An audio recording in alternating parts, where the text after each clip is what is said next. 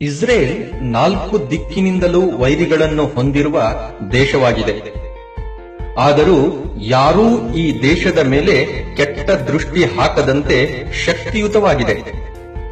Israel ಒಂದು ಪುಟ್ಟ ದೇಶವಾಗಿದ್ದು ಕೇವಲ ಅಂದಾಜು 90 ಲಕ್ಷ ಜನಸಂಖ್ಯೆ ಹೊಂದಿದ್ದರೂ ಕೋಟಿ ಕೋಟಿ ಜನಸಂಖ್ಯೆ ಹೊಂದಿರುವ ಮುಸ್ಲಿಂ ರಾಷ್ಟ್ರಗಳು ಈ ದೇಶಕ್ಕೆ ಹೆದರುತ್ತವೆ. ಇಸ್ರೇಲ್ ದೇಶದ ಸುತ್ತಲೂ ಮುಸ್ಲಿಂ ದೇಶಗಳಿವೆ. ಆದರೂ ಈ ದೇಶವನ್ನು ಮುಟ್ಟುವ ತಾಕತ್ತು ಅವುಗಳಿಗಿಲ್ಲ. ಎಲ್ಲಿಯವರೆಗೆ ಎಂದರೆ ಪ್ರಪಂಚದ ಭಯೋತ್ಪಾದನಾ ಸಂಘಟನೆ ಇಸಿಸ್ ಕೂಡ ಭಯಪಡುತ್ತದೆ. ಇಸ್ರೇಲ್ ದೇಶದ ರಚನೆ ಹೀಗೆ ಆಗಲಿಲ್ಲ. ಹಿಟ್ಲರ್ನ ಕ್ರೌರ್ಯದಿಂದ ತಪ್ಪಿಸಿಕೊಂಡು ಬಂದ ಯಹೂದಿಗಳು ಈ ದೇಶವನ್ನು ನಿರ್ಮಾಣ ಮಾಡಿದರು. ಅರಬ್ನ ಮುಸಲ್ಮಾನರು ಮೊದಲ ಬಾರಿ ಈ ದೇಶದ ಮೇಲೆ 1948ರಲ್ಲಿ ಆಕ್ರಮಣ ಮಾಡಿದ್ದರು.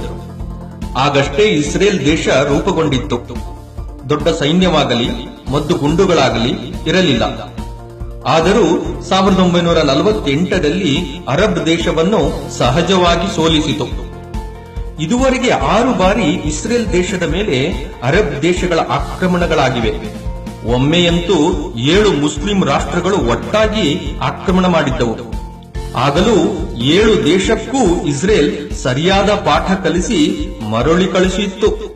ಬನ್ನಿ, ಇಸ್ರೇಲ್ ದೇಶದ ಬಗ್ಗೆ ರೋಚಕ ಸಂಗತಿಗಳನ್ನು ತಿಳಿಯೋಣ. ಇದು ಭಾರತದ ಪ್ರತಿಯೊಬ್ಬರೂ ತಿಳಿಯುವುದು ಅತ್ಯಂತ ಅವಶ್ಯಕವಾಗಿದೆ. ಇಸ್ರೇಲ್ ಯಾವತ್ತೂ ತನ್ನ ದೇಶ ಮತ್ತು ದೇಶದ ಪ್ರಜೆಗಳ ಮೇಲೆ ಅನ್ಯಾಯವನ್ನು ಯಾವತ್ತೂ ಸಹಿಸುವುದಿಲ್ಲ. ಇಸ್ರೇಲ್ ದೇಶದ ಪ್ರಜೆಗಳನ್ನು ಯಾರಾದರೂ ಹತ್ಯೆ ಮಾಡಿದರೆ ಅವರ 50 ಜನರನ್ನು ಹತ್ಯೆ ಮಾಡುವ ಸೂತ್ರವನ್ನು ಇಸ್ರೇಲ್ ಅನುಸರಿಸುತ್ತದೆ. 1972ರ ಜರ್ಮನಿ ಒಲಿಂಪಿಕ್ ಗೇಮ್ಸ್ನಲ್ಲಿ ಫಿಲಿಪೈನ್ಸ್ನ ಭಯೋತ್ಪಾದಕರು 12 ಇಸ್ರೇಲ್ ಕ್ರೀಡಾಪಟುಗಳನ್ನು ಹತ್ಯೆ ಮಾಡಿದರು.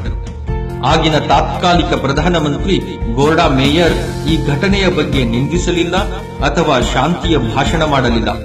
ಬದಲಾಗಿ ಪ್ರತಿಯೊಬ್ಬ ಕ್ರೀಡಾಪಟುವಿನ ಮನೆಗೆ ದೂರವಾಣಿ ಮಾಡಿ ಹತ್ಯೆಗೆ ಕಾರಣರಾದ ಒಬ್ಬೊಬ್ಬರನ್ನು ಎಲ್ಲೇ ಇದ್ದರೂ ಹುಡುಕಿ ದಮನಿಸುತ್ತೇವೆ ಎಂದು ತಿಳಿಸಿ ಇಸ್ರೇಲ್ನ ಬೇಹುಗಾರಿಕಾ ಸಂಸ್ಥೆಗೆ ಈ ಕೆಲಸ ಕೊಟ್ಟರು. ಈ ಕಾರ್ಯವನ್ನು ಈ ಸಂಸ್ಥೆ ಅತ್ಯಂತ ಯಶಸ್ವಿಯಾಗಿ ಮಾಡಿ ತೋರಿಸಿತು. ಇಸ್ರೇಲ್ನ ರಾಷ್ಟ್ರ ಭಾಷೆ ಹಿಬ್ರೂ. ಸ್ವಾತಂತ್ರ್ಯದ ನಂತರ ರಾಷ್ಟ್ರಭಕ್ತ ಇಸ್ರೇಲ್ ಪ್ರಜೆಗಳು ಹಿಬ್ರೂ ಭಾಷೆಯನ್ನು ರಾಷ್ಟ್ರ ಭಾಷೆಯಾಗಿಸಿದರು. ಹೀಗೆ ಅದರ ಪುನರ್ಜನ್ಮವಾಯಿತು.